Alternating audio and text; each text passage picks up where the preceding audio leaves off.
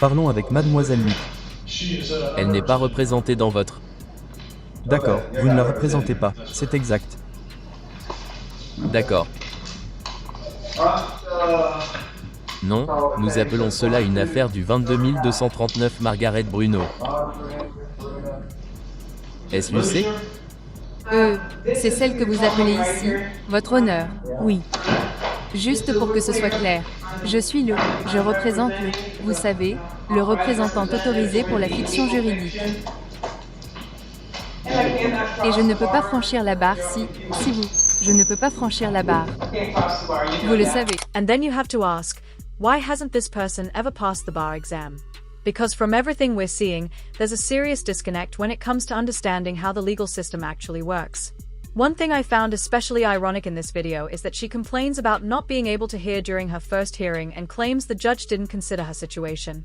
Yet moments later, she chooses to stand as far away from the judge as possible, making it even harder to hear anything.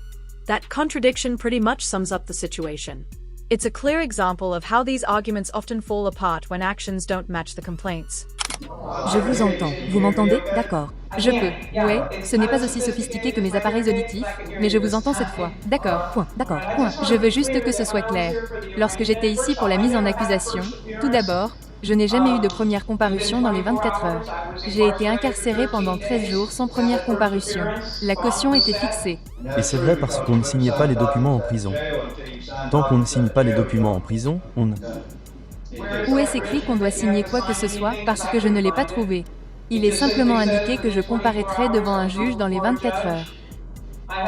J'avais un rendez-vous officiel. Voilà donc ce qui s'est passé. Mais je ne vais pas contester ce point. Mais allez-y. Bon, je tiens simplement à préciser que je suis ici pour une comparution spéciale et que je suis le représentant autorisé de cet acte de naissance. Il a été authentifié par le gouvernement fédéral. Si vous voulez y jeter un œil, il a été certifié par l'État et authentifié par le gouvernement fédéral. Je maintiens que je suis le propriétaire du CESC. Vous comprenez ce que cela signifie? Absolument pas. This judge is something else. While he does allow her to read through her prepared statements, he makes it very clear that he's not buying into the argument that someone can claim to be American but not an American citizen in order to avoid the law.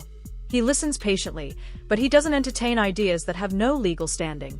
The rules apply to everyone in the courtroom, no matter how creatively they are worded. It's a good example of firm but fair judicial control. N'est-ce pas? Bon. Cela signifie que je ne suis pas sous votre juridiction. Je suis sur le territoire. Je suis soumis au droit public.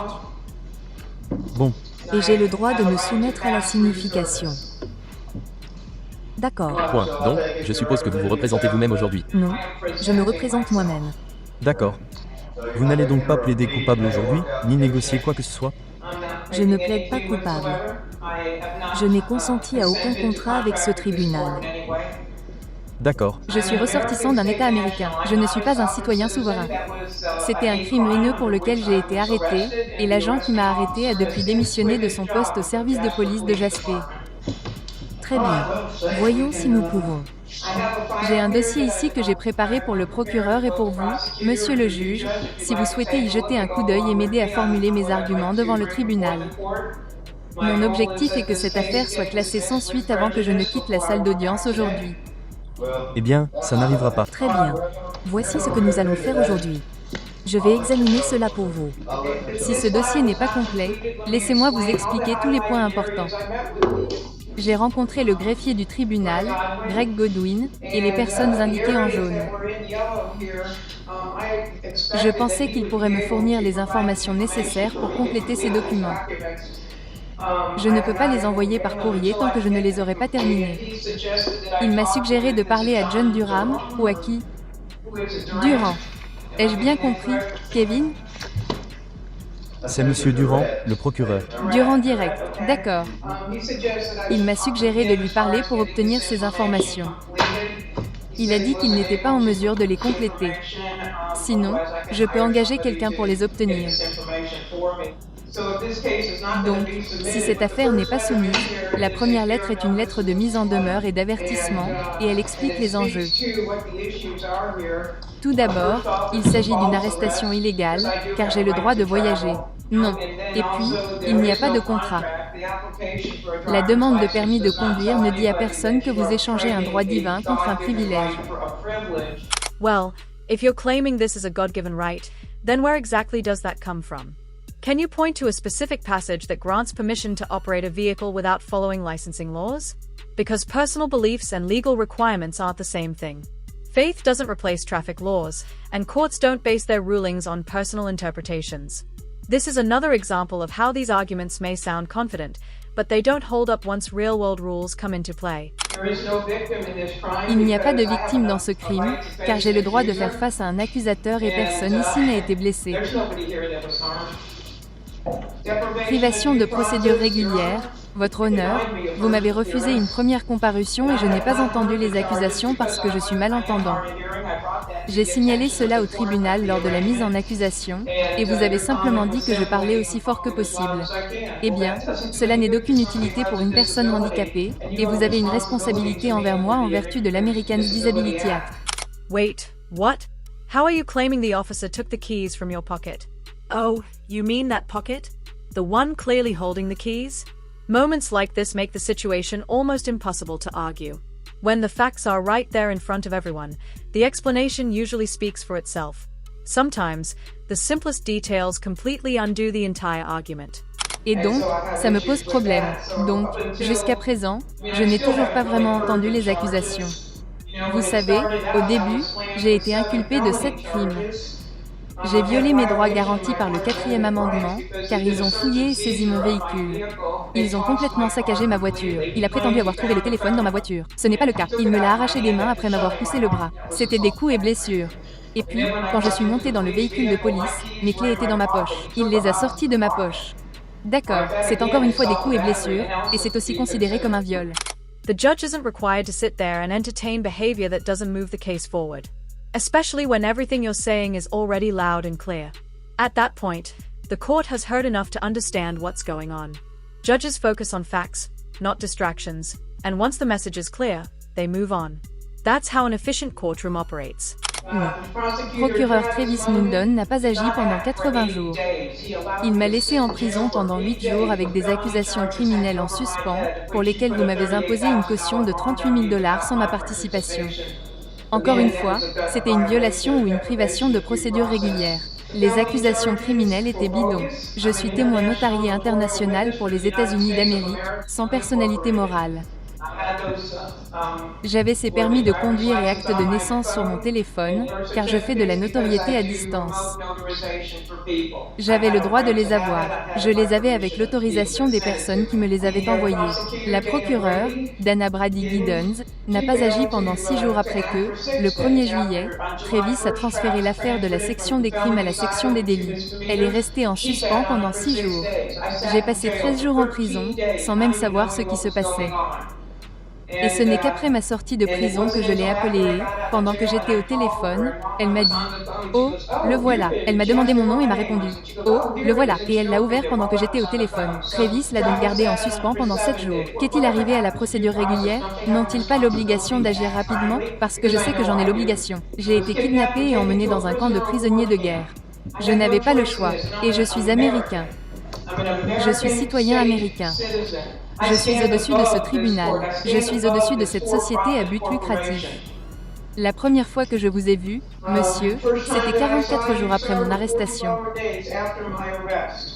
Et encore une fois, mes droits garantis par l'Americans with Disability Act ont été violés, car vous n'avez fait aucun aménagement pour que je ne puisse pas vous entendre. Donc, à ma connaissance, je n'ai jamais plaidé. Je n'ai plaidé en aucune façon. Je n'ai pas consenti. Je n'ai absolument rien signé. Je n'ai signé aucune citation. J'ai communiqué avec Tabitha et Dana. Nous avons échangé des messages concernant notre règle de réponse 72, et je n'arrive pas à obtenir de réponse. Il n'arrête pas de me répéter « Je demande des documents, et je n'obtiens aucun document. Je n'ai reçu aucun document. » Je lui demande sa prestation de serment sur du papier à en-tête de Floride. Rien, je reçois un bout de papier. Je lui demande un contrat signé de ma part. Je reçois une citation qui n'est pas signée. La citation n'a même pas été signée par l'agent qui m'a arrêté. Ou alors elle est signée par quelqu'un d'autre et elle contient des commentaires indiquant que j'ai dit quelque chose et que j'apprécierais un contact visuel, monsieur. Well, That's where you're mistaken. Police officers, judges, public officials, and even everyday citizens are becoming more aware of these arguments. No matter what label is used, whether it's sovereign citizen or, in this case, American state national, the claims are well known by now.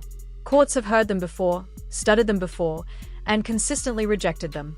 Changing the title doesn't change the outcome. At this point, the playbook is familiar, and the legal system isn't fooled by new names for the same old ideas. Je n'apprécie pas d'être ignoré par le tribunal. Bref, je n'ai rien signé. Je n'ai pas contracté avec ce tribunal. Je n'ai pas contracté du tout. Et pourquoi? Parce que je n'en ai pas besoin. Je ne suis pas soumis à ces lois, règles, règlements, codes, ordonnances, mandats et tout le reste. J'ai essayé d'expliquer cela au défenseur public que vous avez désigné pour me parler, mais il a tout dit directement dans ce document sur les crimes haineux intitulé « Guide des forces de l'ordre à l'intention des citoyens souverains ». Je ne suis pas une nation plus, je ne suis pas une nation plus, je suis citoyenne d'un État américain. Qualifier quelqu'un de citoyen souverain est une diffamation, et le mettre par écrit est passible de sanctions. Un souverain est un roi, quelqu'un qui gouverne de manière autonome. Un citoyen est quelqu'un qui travaille pour un autre. C'est un nazi idiot. Vous avez bien compris le côté idiot. Je suis une femme privée. Ma responsabilité est d'équilibrer les comptes publics, vous savez, le nom public en majuscule, et de maintenir l'équilibre des fonds publics de bienfaisance. Roosevelt nous a mis sur un système de débit, et ces crédits ont été volés au peuple, et tout ce que j'essaie de faire, c'est d'assumer ma responsabilité. Je demande donc que je prévoie de sous-traiter cela. Si vous consultez le deuxième document, ou peut-être l'avez-vous déjà, et que vous avez vu la liste des personnes à qui je vais l'envoyer, le gouverneur DeSantis a été impliqué dans mon affaire. J'ai ici une lettre qui lui a été envoyée si vous souhaitez la consulter. Voyons voir, elle se trouve peut-être dans un autre dossier. Bref, il est impliqué dans cette affaire aussi, car il fait partie du problème, et il n'aide pas les Américains de cet État à se protéger des dommages causés par ce système, par des agents des forces de l'ordre et des adjoints qui ne savent pas qui nous sommes. I'm sorry, but there's a serious misunderstanding here about what your rights actually are. And no, this situation isn't unique or special. This really goes back to how people who call themselves American state nationals see their own identity. Even though their arguments closely mirror the same claims made by sovereign citizens, they strongly reject being labeled that way. They believe they are somehow different. But here's the reality. The arguments are the same, the outcomes are the same, and the courts treat them the same way every time. In fact, if you played a clip of her saying, "I'm an American state national," most viewers would immediately recognize the pattern. The label may be different, but the legal position is identical, and the courtroom results don't change. Je m'étais assis. J'avais remarqué le chef de la police et le shérif à 2 reprises. Ils ont ma grille tarifaire, ce que je facturerai une fois l'affaire terminée et que je devrai revenir pour que mes droits et mes biens soient rétablis. Ma voiture a été remorquée devant le commissariat. C'est là que j'étais quand tout cela s'est produit. J'étais en train de parler au chef Rickerson. Je suis allé discuter avec le chef de police, le shérif, le greffier et l'expert immobilier. À mon arrivée en mars, j'ai remarqué que j'étais citoyen américain et non américain. Ils ont tous deux été remarqués. Ils ont tous deux été remarqués 2 fois. Et en plus, il y avait la grille tarifaire que je facture lorsque mes droits sont bafoués.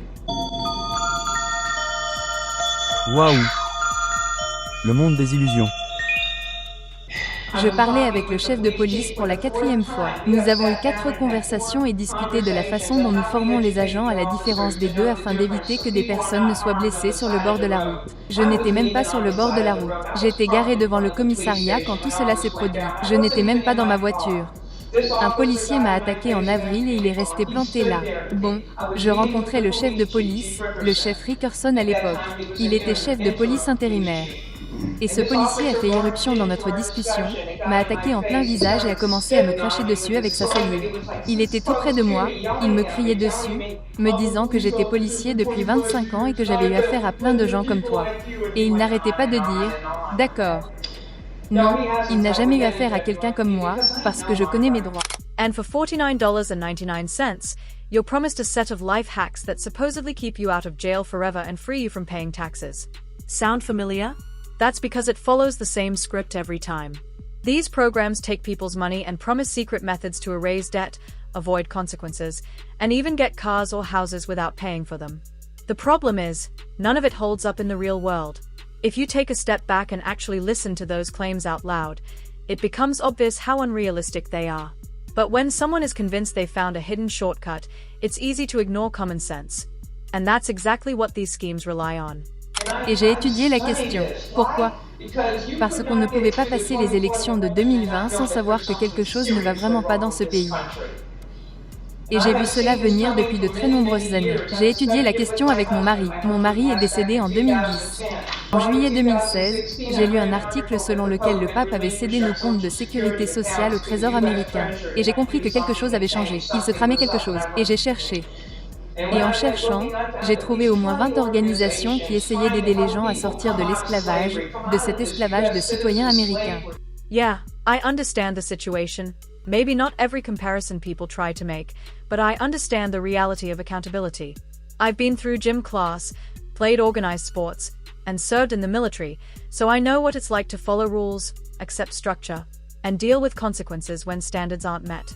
Life doesn't give anyone a free pass just because things feel uncomfortable or unfair. So here's some honest advice. If you can't handle the consequences that come with breaking the law, the simplest option is not to break it in the first place. Responsibility isn't optional, and avoiding it only creates more problems. Vous êtes esclave de la couronne britannique, qui est le bras administratif, du pape, qui est le bras financier, et de Washington DC, le district de Columbia, qui est le bras militaire du gouvernement mondial. Eh bien, je ne suis pas d'accord avec ça, car je sers un roi. Je sers le roi tout-puissant. Voilà qui je suis. Je suis un enfant du roi. Je ne suis pas citoyen américain. Je suis un enfant du roi. Et j'ai des droits qui m'ont été accordés. Des droits souverains qui m'ont été accordés par mon Créateur. Et je vis selon la Bible. Je ne vis selon aucune religion, monsieur. Je lis la Bible du début à la fin et je fais ce qu'elle dit. It really seems like you're creating a lot of your own problems, and at this point, it's hard not to see how much of this is self-inflicted. Choices have consequences, and when you keep making the same mistakes, the results are inevitable. Honestly, this is a reminder that the law doesn't pick favorites, it applies to everyone equally. Watching this unfold is more of a lesson than anything else, and it shows why understanding and following the rules is so important. Et quand il est dit qu'il y a 2 commandements dans le Nouveau Testament, Jésus ou Yeshua, je préfère l'appeler par son nom hébreu. Les 2 commandements d'aimer Dieu par-dessus tout et d'aimer son prochain comme soi-même. Je vis selon cela, mais c'est un résumé des 10 commandements de l'Ancien Testament, Exode 20. Les 5 premiers commandements indiquent comment aimer son Créateur. Et les 5 suivants indiquent comment aimer son prochain. Et j'ai vécu selon cela, monsieur. Et cet officier a dû enfreindre plusieurs de ces commandements pour m'enfermer dans ce système. Il a dû mentir et voler mes biens. Et si c'est le système que ce gouvernement ou cette société à but lucratif tente d'imposer au peuple, alors vous devriez tous avoir honte. Je demande. Non, je ne demande pas. J'exige. Voyez-vous, un souverain ne saisit pas le tribunal. Un souverain exige. J'exige que cette affaire soit classée sans suite, car je suis condamné. J'accepterai la peine que vous m'infligerez, et je pense que mes 13 jours et quelques jours de prison, sans rien signer pour me réconforter, devraient vous donner une idée du fait que je ne le ferai pas. Je finis ce que j'entreprends. Honestly, everything you just said sounds like problems that could have been completely avoided. The reality is, most of these situations don't have to happen if you simply follow the law. Making excuses or arguing over technicalities won't change the outcome. Staying within the rules is the easiest way to avoid creating unnecessary trouble for yourself, and it's something that applies to everyone, no matter your age or background. Je suis entré dans cette prison, votre honneur. J'ai été assez surpris. Je ne m'y attendais pas. Si je n'avais pas accueilli un couple de sans-abri, je serais probablement rentré chez moi avec un chien mort dans une maison pleine de détritus. Mais ce monsieur, les sans-abri que j'ai accueillis, ont appelé ma copine pour dire qu'elle n'était pas rentrée la nuit dernière. Ma copine savait que j'allais à la poste à Live Oak et que j'allais passer parler au shérif. Elle a donc d'abord appelé la prison du comté de Swanee. Ensuite, elle a appelé la prison du comté de Hamilton, et elle m'a trouvé. J'étais en prison. Je n'avais jamais eu de problème avec la justice. Vous savez ce que c'est pour une femme de 73 ans de devoir se déshabiller devant quelqu'un d'autre? C'était tellement humiliant. Tu veux parler de droit? Parlons d'humanité élémentaire. Et on m'a donné un costume orange. Ça ne me va pas du tout en orange. Point. Il faut que j'y mette un peu d'humour pour arrêter de pleurer. J'ai porté cette combinaison en sous-vêtements pendant 13 jours d'affilée. C'est dégueulasse. Parce que je ne signerai pas tes papiers. Parce que je ne signerai pas de contrat avec cette entreprise. Cette entreprise à but lucratif. Tu n'es pas un gouvernement. Soyons honnêtes. Parce que je ne signerai pas de contrat avec toi. J'ai terriblement souffert.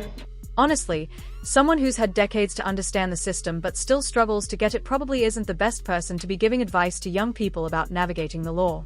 Experience matters, but only if it's paired with understanding and accountability. If lessons aren't applied personally, it's hard to pass on useful guidance to anyone else. The courtroom and real-world consequences don't forgive repeated mistakes, no matter how confident someone sounds. Je suis restée 3 jours d'affilée. J'ai demandé un sweatshirt. J'avais froid. Il y avait une glacière dans cette prison.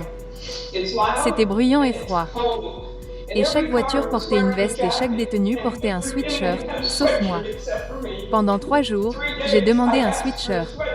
Le 4e jour, quand j'ai demandé, le gardien a dit « Si tu ne signes pas de papier, tu n'auras rien. » Ouais, c'est vraiment sympa. Il y a une caméra juste au-dessus des toilettes. Ouais, c'est vraiment sympa. Tu dors sur un lit en acier. Quand ils sont allés signer leurs papiers, ils m'ont donné un matelas dont le tissu touchait du tissu. J'ai un écart de 23 cm entre le pouce et l'auriculaire. Et je peux vous dire que le rembourrage de ce matelas était sur une surface de 30 cm sur 76 cm. Le tout premier jour en détention, j'ai eu un bleu au coccyx à force d'être assis sur un lit en acier. Tu sais, j'ai l'habitude d'avoir un matelas et j'ai un surmatelas en mousse à mémoire de forme par-dessus. J'aime ça sucré. I love how she starts by saying she finally understands her obligations and thinks she's got everything figured out, then turns around and does something completely ridiculous in court. The reality is, there's no magic account or loophole that lets you erase your debts or ignore legal responsibilities. You can't pass off your responsibilities or try to pull a sovereign citizen stunt and expect it to work in the courtroom. Actions like that only make things worse, and the court isn't going to bend the rules for anyone. Understanding the law isn't just about talking, it's about following it. Je suis restée sans eau pendant 13 jours. Je bois en moyenne près de 4 litres par jour. Mon chien et moi en consommons 4 litres par jour.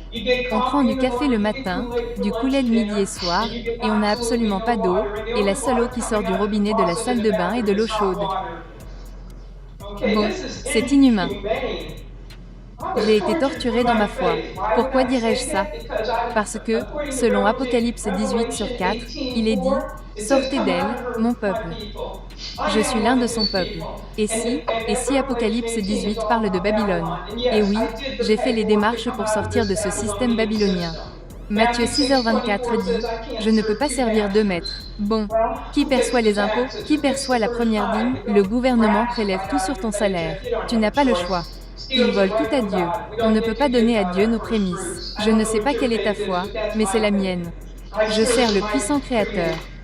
C'était vraiment ennuyeux là-dedans, choses comme ça. Et ils avaient des livres, et je lisais en moyenne des romans de 400 pages par jour. Mais le 5e jour, les gardiens sont entrés et ont pris tous les livres. Du coup, je n'avais plus rien à lire. Et puis les filles m'ont donné du papier. J'avais 3 feuilles. J'ai commencé à écrire, recto verso, aussi petit que possible. Et quand j'ai manqué de ces 3 feuilles, les filles de la cellule d'en face ont commencé à m'en donner. Pourquoi? Parce que je me suis liée d'amitié avec elles. On a parlé de notre Sauveur. On a parlé de la raison de ta présence là-bas. Je ne prêchais pas. Je ne prêche pas. Mais je leur ai confié qu'elles s'étaient attirées des ennuis et que la première chose à faire était de se remettre sur pied et de se réconcilier avec leur Créateur, car si elles y parviennent, le reste suivra. Et c'est ce que j'ai fait pendant ces 13 jours, en essayant d'être une grande sœur ou une mère pour ces autres filles qui se sont égarées en chemin. 5 des filles de cette prison ont remis leur vie entre les mains de Dieu pendant que j'étais là chaque soir. Je suis très heureuse pour lui et je continue de prier pour lui.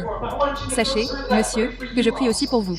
Je prie pour chacun de vous, car je prie pour que le Père lève le voile de vos yeux afin que vous puissiez voir ce qui se passe réellement ici. Je ne sais pas ce que vous savez. Je n'ai aucune idée de ce que vous savez, mais je sais exactement comment ça fonctionne. Je connais la caution et je sais comment vous avez touché ma fiducie à succomber. Voilà ce que signifie cette sous-représentation de la caution. Je remplirai tous les formulaires fiscaux si cette affaire n'est pas rejetée aujourd'hui, sinon je vous accorde 3 jours, comme le stipule le document. Let's be clear about one important thing. You're not being persecuted, you're being prosecuted. Those two words are very different, and the difference matters. There was one key point buried in that long speech that really stood out. She said she filed for an act of expatriation. That means voluntarily giving up the rights that come with US citizenship. And if that sounds familiar, it should. A few videos back, we talked about a similar situation involving someone who made the same claim and is now facing serious consequences, including removal from the country. These choices aren't symbolic, and they aren't harmless. When you play games with legal status and citizenship, the outcome can be very real and very permanent. Courts take those statements seriously, even when the person making them doesn't. Si elle n'est pas rejetée, je compte remplir ces formulaires fiscaux et m'assurer que le compte dont je suis responsable, moi, la femme privée, est responsable de la comptabilité de la femme publique ou du nom en majuscule que vous avez frauduleusement créé. Et quand je dis que vous prenez cela avec professionnalisme, vous n'étiez visiblement pas là à ma naissance. Quoi qu'il en soit, monsieur, le fait est que, maintenant que je comprends le fonctionnement de tout cela, je me sens responsable d'appliquer ces crédits au débit. Mon rôle est de m'assurer que ces fonds ne soient pas prélevés plusieurs fois ou au-delà du nécessaire. C'est précisément l'objet de ce document de subréglementation. Je vous invite à prêter attention, monsieur, à la liste des personnes figurant sur la liste de distribution figurant sur ce document. Voyez-vous, j'avais prévenu le procureur. J'ai quitté le système en avril 2018. Et lorsque j'ai déménagé à Hamilton, j'étais à Jacksonville à l'époque. Quand j'ai déménagé à Hamilton, j'ai refait mes papiers. Donc, dans les archives publiques du comté, j'ai 2 dépôts avec tous mes documents prouvant que je suis américain. Je ne suis pas citoyen américain. J'ai un acte d'expatriation. J'ai un acte de rétrocession. J'ai une annulation de toute procuration. J'ai des noms d'emprunt. Cela me donne un droit d'auteur et un enregistrement sur tous mes noms. Bon, Vous ne pouvez pas gagner d'argent avec mes noms. Et si vous remarquez sur cette liste, le procureur de l'État, le procureur de l'État et le procureur général ont tous été informés en 2018. Je suis américain. Pourquoi ils ne vous ont pas prévenu? Je l'ignore. Mais pourquoi je suis persécuté? Je n'apprécie pas. Sur cette liste parce que vous m'avez privé de mes droits. J'ai aussi inclus la commission de qualification judiciaire ainsi que d'autres. Alors je cède. Ok. Eh bien, j'apprécie votre commentaire, monsieur. Donc ce que nous allons faire, c'est tout ce que je vais faire pour le moment, c'est continuer jusqu'au 18 octobre pour voir ce que je ne peux pas faire, monsieur. À partir de maintenant, je serai à la fête des tabernacles à partir du 1er janvier, c'est-à-dire le 26 septembre, jusqu'à, laissez-moi réfléchir, qu'est-ce que c'est? 9 plus 8, 18. Et le 15 novembre, enfin, je veux dire, je n'ai pas l'intention d'assister à d'autres Kyles ici. C'est mon dernier. Somebody really needs to help her out. She's struggling with the basics right there in the courtroom. Alright everyone, that's where we'll wrap up today's video. She ended up getting a continuance, but at the same time, she made it clear she doesn't plan to attend any more trials, calling this her last one. Looks like there's still some unfinished business ahead. That's the end of today's video. If you enjoyed it, go ahead and hit the like button. If it wasn't your favorite, that's fine. Hit dislike. Either way, make sure to leave a comment below and let me know what you think. And don't forget to subscribe with notifications turned on so you won't miss any of my upcoming videos. There's plenty more courtroom chaos and real-life lessons coming your way.